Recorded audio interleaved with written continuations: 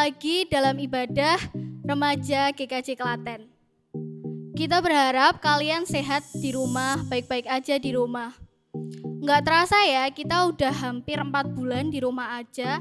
Dan nggak terasa juga kita sudah memasuki tahun ajaran baru 2020-2021. Dengan doa dan pujian, kita masih bisa saling berkomunikasi, saling mendoakan agar kita bisa menjalani proses pembelajaran jarak jauh dengan lancar.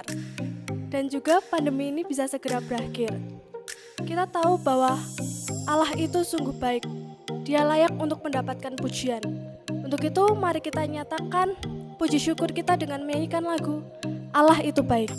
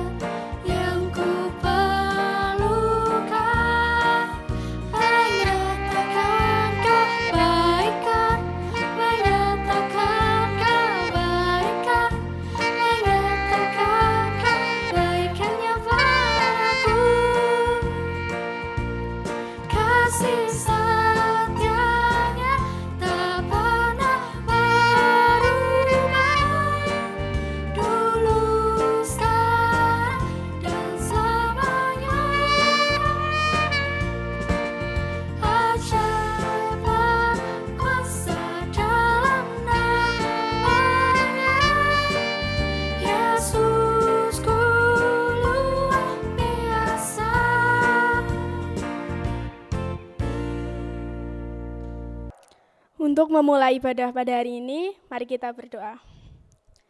Ya Tuhan, terima kasih atas berkat-Mu yang melimpah pada hari ini, sehingga kami bisa bersama-sama mengikuti ibadah remaja online ini dengan keadaan yang sehat tanpa kekurangan suatu apapun.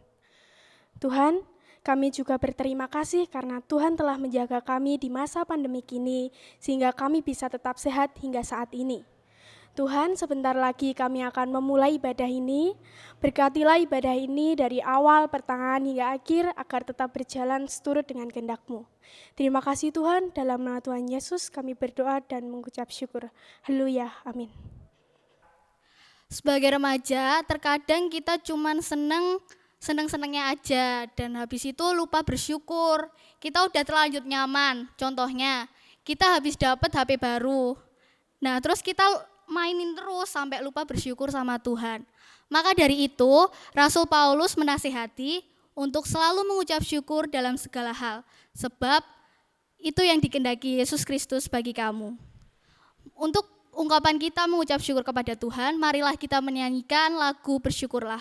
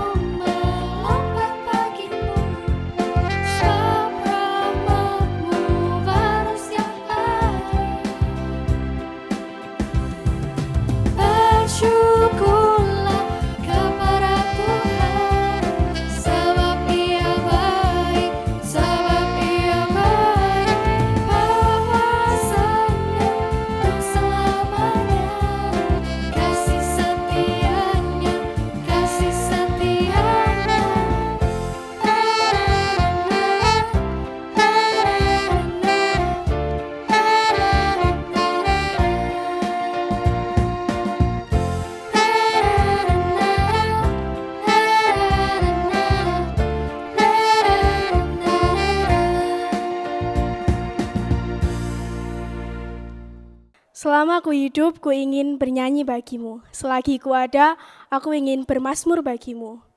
Biarlah manis kau dengar, dan hatiku bersuka kepadamu. Marilah kita menyiapkan hati kita untuk mendengarkan firman dengan menaikkan sebuah pujian manis kau dengar.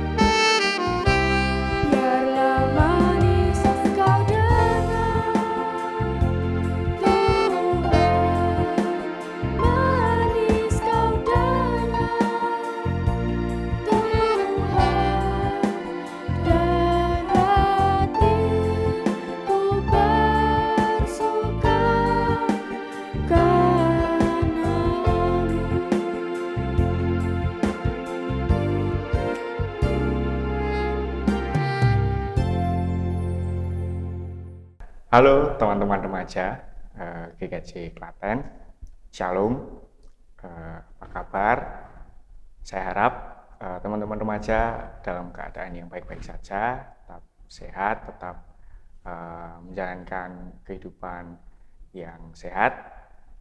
Dan pada sore hari ini kita mau bersama-sama mendengarkan firman Tuhan, kita mau diskusi bersama-sama, kita mau sharing. Tapi sebelumnya mari kita berdoa terlebih dahulu. Saya yang antarkan. Mari kita berdoa. Selamat sore ya Bapak, selamat sore Yesus, selamat sore Roh Kudus.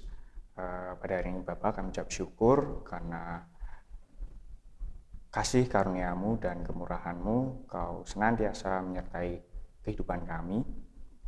dan terkhusus pada sore hari ini ya Bapa, kami ingin bersama-sama memahami firman-Mu, mendengarkan firman-Mu. Kami ingin saling sharing, kami ingin berdiskusi, kami ingin mengorek lebih dalam lagi firman-firman-Mu. Kiranya Engkau menyertai kami, Engkau memberkati kami, Engkau curahkan Roh Kudus bagi kami sehingga kami dapat memahami firman-Mu dengan baik. Terima kasih ya Bapa, kami serahkan seluruhnya dari awal hingga akhirnya ke dalam tangan kasih-Mu. Di dalam nama Tuhan Yesus Kristus kami telah berdoa dan mengucap syukur. Haleluya, amin. Oke teman-teman, pada sore hari ini kita mau bersama-sama memahami firman Tuhan. Kita mau sharing, kita mau diskusi, kita mau bincang santuy aja, kita santai aja, kita memahami firman Tuhan. Tapi hari ini aku nggak sendirian, aku ditemani sama dua teman remaja. Ada Mary. Halo teman-teman. Ada Galang. Ya, halo teman-teman. Oke, kita mau sharing, kita mau diskusi dulu. Sharing kita pada hari ini, kita mau baca ayat dulu ya. Kita mau baca ayat Alkitab dulu yang diambil dari Kejadian 37 ayat yang pertama sampai ke-4, dilanjutkan dengan ayat yang ke-12 sampai ke-28. Teman-teman boleh ikut membaca dan menyimak. Untuk bacaan ayat yang pertama, saya persilahkan Galang untuk baca dulu. Kejadian 37 ayat 1 sampai 4 dilanjut ayat 12 sampai 28. Yusuf dan saudara-saudaranya. Adapun Yakub, ia diam di negeri penumpangan ayahnya, yakni di tanah Kanaan. Inilah riwayat keturunan Yakub. Yusuf tatkala berumur 17 tahun, jadi masih muda. Biasa mengembalakan kambing domba bersama-sama dengan saudara-saudaranya, anak-anak Bilha dan Zilpa, kedua istri ayahnya. Dan Yusuf menyampaikan kepada ayahnya kabar tentang kejahatan saudara-saudaranya. Israel lebih mengasihi Yusuf dari semua anaknya yang lain. Sebab Yusuf itulah anaknya yang lahir pada masa tuanya, dan ia menyuruh membuat jubah yang maha indah bagi dia. Setelah dilihat oleh saudara-saudaranya bahwa ayahnya lebih mengasihi Yusuf dari saudaranya, maka bencilah mereka itu kepadanya dan tidak mau menyapanya dengan ramah. Dilanjutkan ayat ke-12. Yusuf dijual ke tanah Mesir. Pada suatu kali, pergilah saudara-saudaranya mengembalakan kambing domba ayahnya dekat Sikhem. Lalu Israel berkata kepada Yusuf, "Bukankah saudara-saudaramu mengembalakan kambing domba dekat Sikhem? Marilah engkau kusuruh kepada mereka." Sahut Yusuf, "Ya Bapa." Kata Israel kepadanya, "Pergilah engkau melihat apakah baik keadaan saudara-saudaramu dan keadaan kambing domba, dan bawalah kabar tentang itu kepadaku." Lalu Yakub menyuruh dia dari lembah Hebron, dan Yusuf pun sampailah ke Sikhem. Ayat 15. Ketika Yusuf berjalan ke sana kemari di padang, bertemulah ia dengan seorang laki-laki yang bertanya kepadanya, "Apakah yang kau cari?" Sahutnya, "Aku mencari saudara-saudaraku. Tolonglah katakan kepadaku di mana mereka mengembalakan kambing domba." Lalu kata orang itu, "Mereka telah berangkat dari sini, sebab telah kudengar mereka berkata, 'Marilah kita pergi ke Dotan.'" Maka Yusuf menyusul saudara-saudaranya itu dan didapatinya lah mereka di Dotan. Dari jauh ia telah kelihatan pada mereka, tapi sebelum ia dekat pada mereka, mereka telah bermufakat mencari daya upaya untuk membunuhnya. Kata mereka seorang pada yang lain, "Lihat, tukang mimpi kita itu datang. Sekarang marilah kita bunuh dia dan kita lemparkan ke dalam salah satu sumur ini. Lalu kita katakan, seekor binatang buas telah menerkamnya, dan kita akan lihat nanti bagaimana jadinya mimpinya itu." Ketika Ruben mendengar hal ini, ia yang melepaskan Yusuf dari tangan mereka. Sebab itu katanya, "Janganlah kita bunuh dia." Ayat yang ke-22, lagi kata Ruben kepada mereka, "Janganlah tumpahkan darah, lemparkanlah dia ke dalam sumur yang ada di padang gurun ini. Tetapi janganlah apa-apakan dia." Maksudnya, hendak melepaskan Yusuf dari tangan mereka dan membawanya kembali kepada ayahnya. Baru saja Yusuf sampai kepada saudara-saudaranya. Mereka pun menanggalkan jubah Yusuf, jubah maha indah yang dipakainya itu. Dan mereka membawa dia dan melemparkan dia ke dalam sumur. Sumur itu kosong, tidak berair. Kemudian duduklah mereka untuk makan. Ketika mereka mengangkat muka, kelihatanlah kepada mereka suatu kafilah orang Ismail. Datang dari Gilead dengan untanya yang membawa damar, balsam, dan damar ladan dalam perjalanannya mengangkut barang-barang itu ke Mesir. Lalu kata Yehuda kepada saudara-saudaranya itu, apakah untungnya kalau kita membunuh adik kita itu dan menyembunyikan darahnya? Marilah kita jual dia kepada orang Ismail ini. Tapi janganlah kita apa-apakan dia, karena ia saudara kita, darah daging kita. Dan saudara-saudaranya itu mendengarkan perkataannya itu. Ketika ada saudagar-saudagar Midian lewat, Yusuf diangkat ke atas dari dalam sumur itu. Kemudian dijual kepada orang Ismail itu dengan harga 20 shikal perak. Lalu Yusuf dibawa mereka ke Mesir. Oke teman-teman, itu tadi bacaannya. Dan tema renungan pada hari ini itu adalah rancanganmu terbaik untukku. Sharing kita pada hari ini akan aku buka dengan satu pertanyaan. Buat teman-teman, pernah nggak sih kalian berekspektasi, kalian punya rancangan-rancangan, kalian punya rencana-rencana pengen ngelakuin satu hal tapi kalian gagal, kalian nggak bisa memenuhi ekspektasi yang kalian harapkan itu tadi. Nah, sini aku mau tanya sama teman-teman remaja yang ada di sini nih. Aku mau tanya sama Mary dulu, Mer. Ya. Pernah nggak tau, Mer, kamu kayak ngalamin itu tadi? Aku pernah mengalami keadaan di mana aku memiliki ekspektasi, kemudian realitanya itu tidak sesuai dengan ekspektasi yang aku inginkan. Nah, jadi ceritanya teman-teman pada saat itu aku mulai beranjak dari SMP ke SMA. Nah, di situ ya seneng lah ya lulus dari SMP, kemudian aku lanjut di SMA gitu kan. Nah, pada saat itu ekspektasiku untuk masuk ke SMA itu ya aku bisa ikut MOS, aku bisa kenalan sama teman-teman baruku di SMA dan ya menikmati selayaknya anak SMP masuk ke SMA gitu kan. Nah, kemudian ingat banget tanggal 16 Juli 2017 itu hari Minggu. Nah, ceritanya aku mau jogging gitu kan, dan ternyata aku mengalami kecelakaan di situ. Nah, aku tabrakan gitulah. Nah, menyebabkan kaki kananku itu patah. Nah, iya, terus kemudian karena lokasi kecelakaanku itu dekat dengan rumah, jadi tetangga-tetangga udah pada bantu aku, kemudian aku langsung dibawa ke IGD, dan karena hari itu Minggu, jadi aku nggak bisa operasi pada hari itu.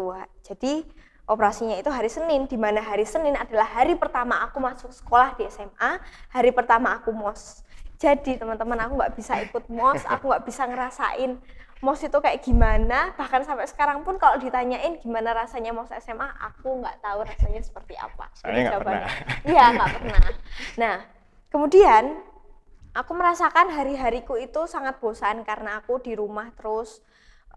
Aku juga merasakan sedih banget. Setiap check up ke rumah sakit itu rasanya kayak hopeless gitu loh, kayak nggak ada harapan untukku bisa bangkit gitu loh. Karena dengan kondisi kakiku yang kayak gitu tuh, wah rasanya nggak memungkinkan untuk aku tuh bisa lanjut basket lagi. Karena kan di SMP dulu aku ikut basket, kayak di SMA itu kayak wah nggak bisa ini kayaknya ikut basket karena kan kakiku kayak gini, nggak bisa lari-lari dan lain sebagainya, takut nanti cedera lagi gitu kan. Nah, sampai pada akhirnya hari-hari berjalan seperti biasa, aku udah bisa sekolah, aku udah bisa berjalan pakai kakiku, kan awalnya waktu itu dibantu pakai tongkat, tapi aku udah bisa jalan pakai kakiku sendiri. Dan waktu itu tiba saatnya buat kelas meeting gitu kan, kelas meeting, dan aku ditunjuk untuk mewakili kelasku untuk main basket gitu kan. Nah, pada saat itu awalnya ragu karena kakiku itu masih ada pennya gitu loh. Nah, takut kalau misalnya terjadi apa-apa gitu kan.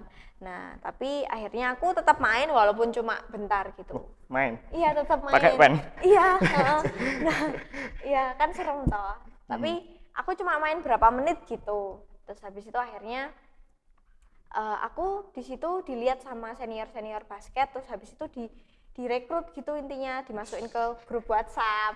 Nah, terus habis itu kan aku kaget loh, kok aku dimasukin ke grup basket sih, padahal kayaknya aku nggak bisa deh ikut basket gitu, karena orang tua aku juga udah ngewanti-wanti, kamu nggak usah lanjut basket aja karena nanti kamu bisa cedera dan lain sebagainya gitu. Tapi semakin kesini orang tua semakin kayak mendukung gitulah intinya. Terus habis itu akhirnya aku mau ngobrol dengan orang tuaku, kemudian memutuskan untuk operasi buat angkat pen. Setelah itu aku recovery kan, setelah operasi itu akhirnya aku bisa main basket lagi, dan waktu itu bisa ikut turnamen dan puji Tuhan keterima masuk tim gitu kan. Dan puji Tuhan, Tuhan juga kasih bonus, timku bisa menang di kompetisi itu. Jadi waktu itu tuh dari awal kalau misalnya aku mengingat-ingat kejadian waktu itu, kayak rasanya tuh aku punya ekspektasi yang besar banget untuk masuk SMA, tapi ternyata Tuhan mengizinkan sesuatu hal yang nggak pernah aku bayangkan itu tuh terjadi dalam hidupku gitu. Jadi kayak wah, ternyata emang sebenarnya Tuhan itu mengizinkan itu terjadi karena emang sewajarnya harus terjadi gitu. Kayak itu proses kehidupan gitu loh untukku. Untuk aku bisa belajar, untuk aku bisa mungkin menjadi pribadi yang lebih kuat karena aku telah menghadapi situasi yang sulit itu kayak gitu. Dan ternyata Tuhan itu memiliki rencana yang baik gitu dalam hidupku ternyata. Seperti itulah ceritanya Tian. Basket pakai pen. Iya, itu serem banget sih. Ya. Terus mau tanya nih sama Galang, pernah nggak Lang kayak gitu tuh? Kalau berekspektasi terus menjadi kenyataan itu jarang. Ya, pernah, tapi ini aku ada pengalaman yang berbeda. Jadi aku itu waktu SMP itu aku itu berekspektasi masuk sekolah favorit. Itu jadi aku itu belajar keras tuh. Pas tryout aku belajar, pas tryoutnya keluar, wah ini aku sudah pikir ini yang aku pelajari keluar semua di tryout. Wah, aku ya gampang gitu ya. Gampang. Aku bisa saya tryoutnya. Jadi mungkin aku terlalu meremehkan UN-nya nanti. Karena tryoutnya itu sudah gampang. Nah, dan aku berpikir UN-nya pasti gampang. Gitu loh. Dan aku meremehkan dengan bermain game. Habis tryout aku bermain game. Tapi tryoutnya aku bisa selesai semua. Nah, pas waktu UN aku nggak belajar tuh. Wah, aku kebingungan. Soalnya beda kayak yang di tryout, lebih sulit ya. Pas itu terus aku ya agak ragu, ekspektasiku untuk masuk SMA favorit itu kayak ragu-ragu gimana. Kayak masuk kayak nanti gitu. Karena lihat nilai UN-nya. Enggak, karena lihat kondisi soalnya. Tapi bener pas keluar nilainya, wah aku jadi ragu beneran. Jadi ragu. Akhirnya mungkin Tuhan punya rencana lain. Akhirnya aku nggak jadi masuk ke SMA itu. Tapi puji Tuhan aku dimasukkan ke SMA. Salah satu SMA di Klaten yang favorit juga. Di sana aku juga bisa lebih berkembang, masuk OSIS juga, dapat menerima hal baru yang belum aku terima.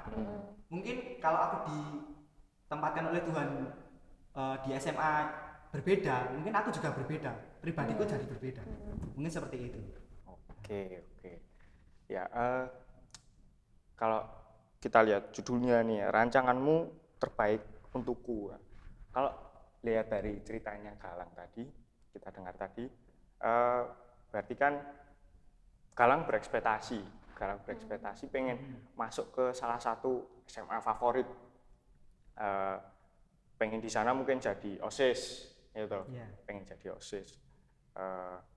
Tapi ternyata Tuhan udah ngerencanain kalau besok tuh Galang pas UN kesulitan karena dia meremehkan dulu itu tadi. Nah, akhirnya keterimanya sekarang di SMA yang lainnya, bukan yang di kamu yang kamu inginkan. Nah, itu kan pasti sedih dong ya, Ya, pasti sedih. Nah, itu mungkin Tuhan punya rencana. Kalau misalnya kamu masuk di SMA yang kamu inginkan itu tadi, mungkin kan nggak bisa jadi OSIS, Iya. mungkin Bisa jadi. bisa jadi toh. Nah, tapi terus Tuhan milih kamu buat masuk ke SMA yang sekarang ini, kamu kan malah adik kan sekolah kan ngerti. Nah, kan jadi ngerti apa malah di sekolah yang sekarang ini malah jadi OSIS, jadi berkembang apa punya peran penting dalam OSIS, malah lebih apa ya? Lebih Bisa aktif di sekolah. Bisa daripada misalnya mungkin mungkin saja di sekolah yang kamu favorit itu kan belum tentu kayak gitu. Nah, terus kalau lihat ceritanya Mary tadi, kalau dengar ceritanya Mary, kan Mary sempat pengen merasakan gimana toh rasanya kalau jadi anak SMA baru, pengen ngerasain mos, pengen kenalan banyak teman baru. Cuman Tuhan kasih halangan ya, mengizinkan halangan itu terjadi. Nah, benar. Itu ada maksud dan tujuannya tuh di akhir. Mary terus jadi juara basket, terus bisa main basket lagi sampai sekarang kan. Nggak ada yang tahu juga, padahal awalnya kan nggak mungkin gitu kan, mustahil banget, mustahil. Nah, ceritanya Mary itu sama kayak ceritanya Yusuf. Ya, mirip. Karena ceritanya Yusuf udah berekspektasi kalau dia anak kesayangannya. Dia kan anak kesayangannya Yakub, anak emasnya Yakub. Jadi dia berekspektasi, wah, kehidupanku besok akan nyaman, akan baik-baik saja, akan apa-apa terpenuhi lah apa yang aku minta. Karena dia anak kesayangan. Nah, dia udah merasa nyaman dulu itu tadi. Tapi di satu sisi kan saudara-saudaranya iri, cemburu sama Yusuf. Karena dia anak emaskan sama Yakub. Nah, terus akhirnya saudara-saudaranya kan merencanakan hal jahat, pengen membunuh. Tapi untungnya kakaknya saudaranya tadi jangan membunuh lah, jangan dibunuh, mending dijual aja. Dapat uang ya, Pak. Mending dijual aja. Nah, akhirnya Yusuf yang awalnya dulu kan ngerasain, wah, aku besok mesti akan baik-baik aja, soalnya aku kan anak kesayangan, aku kan anak emas. Tapi nggak tahu dia rencana Tuhan tuh kayak apa tuh, dia kan nggak tahu, ekspektasinya nggak sesuai sama. Akhirnya dia kan di Mesir kan mungkin dia mengalami penderitaan di Mesir, dia jadi budak dan lain sebagainya. Ya, kan kesusahan di sana. Tapi ternyata itu termasuk rencana Tuhan. Rencana Tuhan. Hidup Yusuf, nah, gitu. Dia kan terus jadi malah imannya terbentuk, imannya bertumbuh dengan baik, dan akhirnya dia kan menjadi raja. Nah, di situ pelajaran. Mungkin suatu kejadian yang nggak pernah terbayangkan dalam hidup Yusuf gitu. Dari awalnya dibenci sama saudara-saudaranya, terus direncanakan untuk mau dibunuh, terus dibenci, terus dimasuki ke sumur sampai dijual gitu kan, sampai akhirnya jadi raja kan, seolah-olah nggak kebayang. Nggak bakal kebayang di hidup Yusuf. Tapi nyatanya Tuhan itu sudah merencanakan. Sudah merencanakan itu. Gitu. Jadi teman-teman, yang bisa kita ambil bahwa rencana Tuhan itu beda sama apa yang kita rencanakan. Kayak kita misalnya rencanain berekspektasi hal-hal yang baik, Tuhan mungkin nggak akan langsung mewujudkannya atau memberi kita kenyamanan yang kita inginkan itu tadi. Tuhan pasti punya rencana lain yang beda dengan kita. Kayak misalnya nih, umumnya ya anak-anak remaja kan sekolah ya, sekolah kan umumnya kan ekspektasinya pengen ranking 1, pasti ya, pasti pengen jadi ranking 1. Mungkin udah belajar, udah berusaha tekun, belajar tekun. Tapi kalau Tuhan nggak merencanakan ya nggak akan bisa dia jadi juara satu, nggak akan bisa jadi ranking 1. Mungkin emang nanti remaja itu sedih, merasa kecewa sama Tuhan. Ya, padahal udah usaha, udah berusaha sekeras-kerasnya, tapi dibalik rencana Tuhan yang kadang membuat kita sedih, membuat kecewa itu ada suatu yang besar. Ya, suatu yang besar, suatu yang motivasi ya. Mungkin si anak tadi yang nggak bisa ranking 1 itu dia justru bisa belajar di situ. Ya. Dia bisa berevaluasi gitu loh. Aku kurangnya di mana kok aku nggak bisa ranking 1. Terus dia bisa jadi belajar gitu. Mungkin saja kalau misalnya dia akhirnya dapat ranking 1 malah dia sombong. Bisa jadi kayak gitu. Dan Tuhan tuh udah punya rencana lain yang lebih indah. Mungkin dia nggak bisa ranking 1 di akademik ya, mungkin akademik kan. Biasanya anak-anak remaja kan ngejarnya akademik.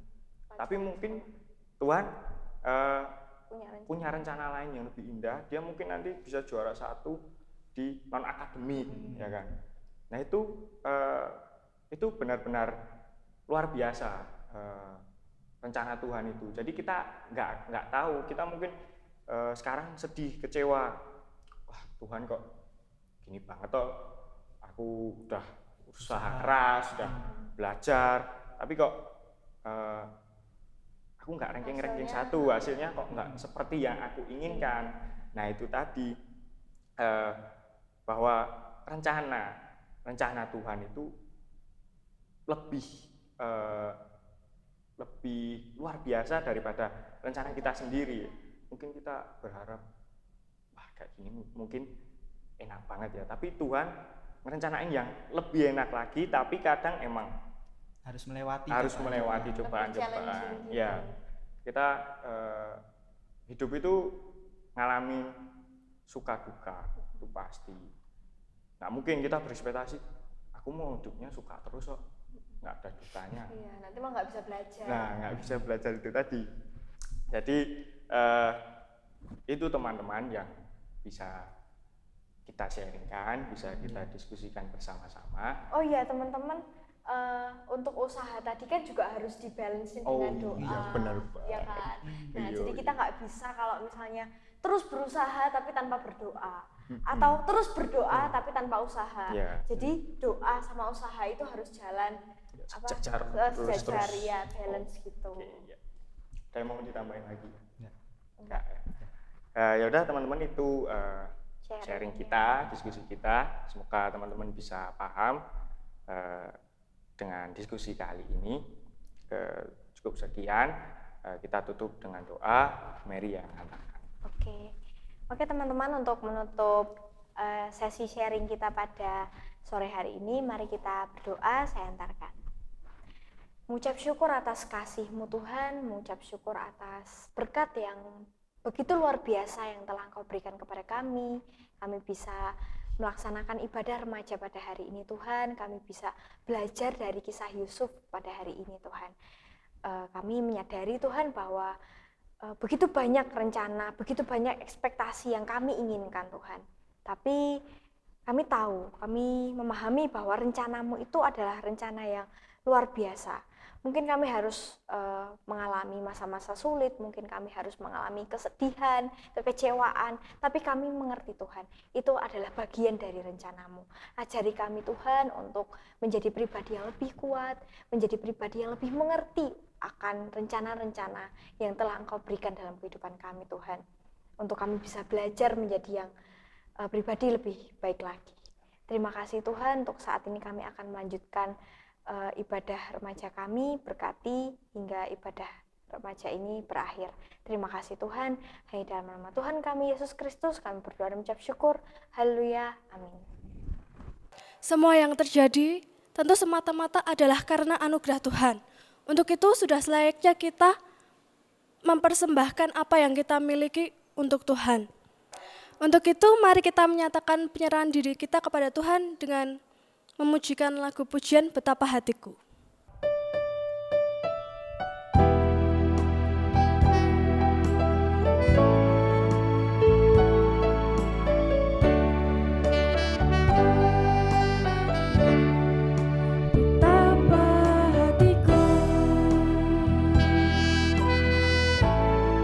Berterima kasih Yesus,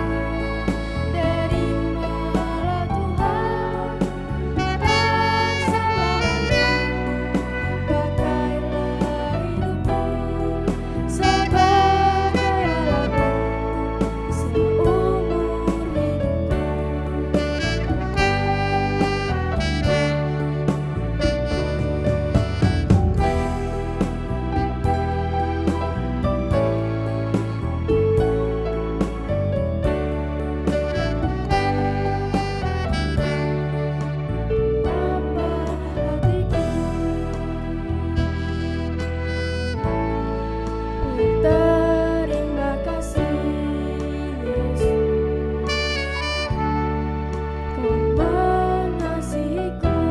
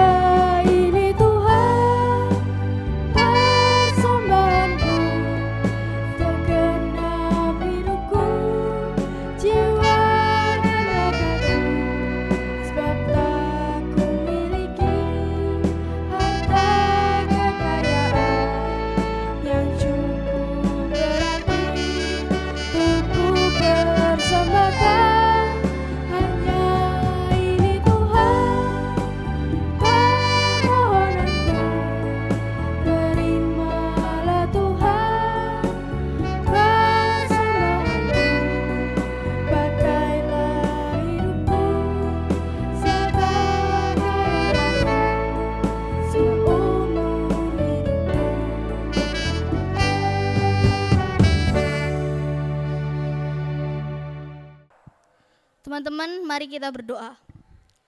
Ya Tuhan, Allah Bapa kami yang bertahta dalam kerajaan surga, kembali Tuhan menghadap hadirat-Mu, mengucapkan puji dan syukur dan terima kasih atas penyertaan-Mu yang boleh kami rasakan hingga saat ini. Ya Tuhan Yesus, terima kasih Tuhan atas firman-Mu yang indah, yang mengingatkan kami agar bisa terus menjadi berkat bagi orang-orang di sekitar kami. Kami juga berdoa Tuhan untuk bangsa negara ini, kiranya Tuhan berkati, semoga bangsa negara ini cepat membaik dan bisa melewati pandemik ini dengan seturut dengan kehendak-Mu. Ya Tuhan Yesus, kami serahkan Tuhan kehidupan kami ke dalam tangan kuasa-Mu. Di dalam nama Yesus, haleluya, amin. Terima kasih karena telah mengikuti ibadah remaja pada hari ini. Sampai jumpa di kebaktian remaja selanjutnya. Tuhan Yesus memberkati.